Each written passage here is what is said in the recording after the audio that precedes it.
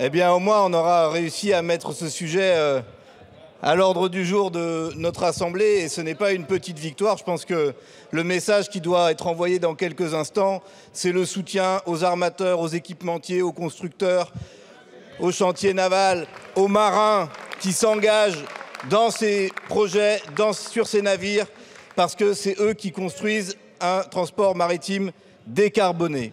Ce sont des amendements très proches les uns des autres qui marquent le caractère transpartisan de l'initiative qui est prise en soutien au développement de la propulsion vélique, qu'on dirait la marine à voile, marine marchande, qui est un levier important de décarbonation du transport maritime. C'est un enjeu majeur pour la lutte contre le dérèglement climatique et on peut regretter que la semaine dernière, l'Organisation maritime internationale ait ajourné sa décision sur l'objectif zéro émission en 2050 sous la pression des États-Unis de Donald Trump. Nous voulons, nous, ici, réaffirmer notre soutien à cet objectif.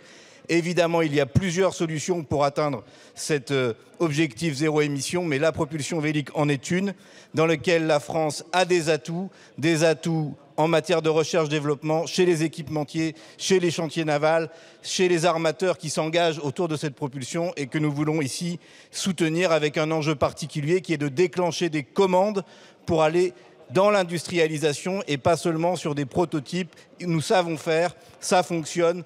Le plus grand cargo à voile vient d'arriver à Saint-Pierre-et-Miquelon après avoir traversé l'Atlantique, y compris la tempête Benjamin. La voile, ça fonctionne, ça marche et donc il faut y aller.